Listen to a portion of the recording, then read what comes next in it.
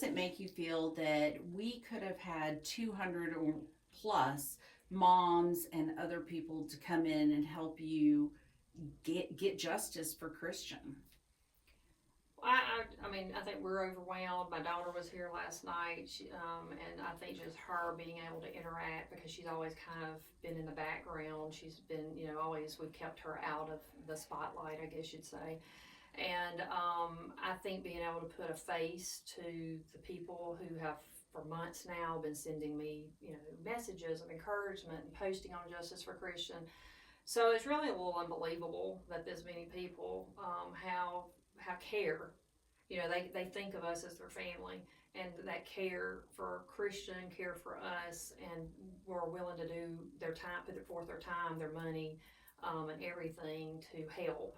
And I think that if you can harness that, that you can move mountains. And I think that they're going to be there when something happens. It's not going to be because of something I did. It's not going to be something just that you did. It's going to be something that we all did together. And I think that we're all going to have to get together for a party because it's going to be something that everybody can be proud of, not just me, not just you, but everybody.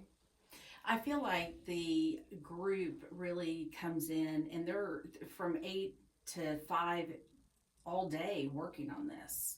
And they're not here for any other reason than to make sure that your family finds justice. And what's amazing to me is the amount of research and information that they've gathered and their different viewpoints. That's been pretty interesting to me. What have you noticed about the group?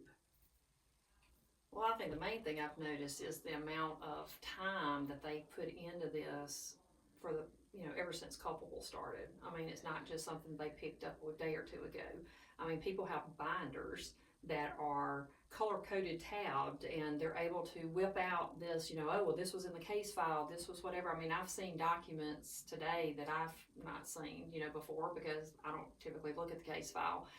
But just the different ideas. Somebody was down there talking about phone calls and how phone calls could be made, and you have so many different people with different areas of expertise that it's like having almost like a supercomputer that you can draw from all these different knowledge bases and viewpoints. So I think you've really started something that now everybody's going to want to do because I mean, again, it is just a very powerful tool, and it's also kind of motivates everybody to, because now they have an assignment and they have a goal and they feel like they're part of the process. It's not just that they're sitting at home behind a computer screen. But I've been amazed at the amount of information they have. I mean, it's again, hours and hours they have spent doing this way before they came here. Right. What I love about, and I'm going to use my Patreon group, is the reason I do that is because these are the people that are here. They're the ones that are working and spending hours upon hours. They want to be part of the change. And I think that they will be part of the change. And we will celebrate when we celebrate any small things. So can you imagine if we get a law passed or if you get a law passed? And so hopefully your legislative group sees the benefit of it. Well, and I think that too, what's been interesting is everybody here has a story. Everybody has a reason why they're so passionate, whether it's that they've had a family member to die in a violent crime, or feeling like they've been let down by the justice system, or feeling like they've been let down by the crime lab, or whatever it is. And, everybody has a personal, again, stake in this. And I just like hearing the stories and hearing their reasons for being here.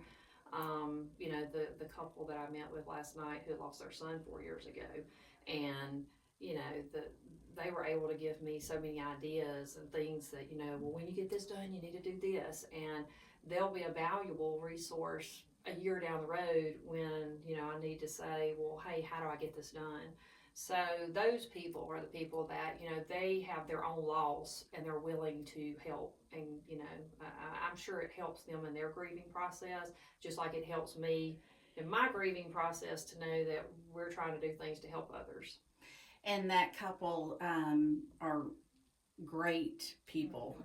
They also are good friends of mine, and their son died, and it was ruled a suicide. And they have gotten laws passed because of the process was not right, and so that's what it's like. They do want their son Alex, his memory to live on. Well, and I think that, you know, that's something when they were telling me what they got accomplished here in Tennessee, right? About where if it's ruled a suicide, a medical examiner has to sit down with the family, has to answer questions, has to, possibly even be brought before a board. And I mean, I think again, that's just like the autopsy photos. I think that's something that should be in every state. I mean, you wish that instead of just doing it for your state, that you're just doing it for the country, you know, because it doesn't matter where you live or, you know, whether you're in the South or North or wherever, it touches you the same way. And I think that's a great thing that they did. You know, that was their area that impacted them and hurt them. And so I think we always start with what hurts us the most and then we expand from there.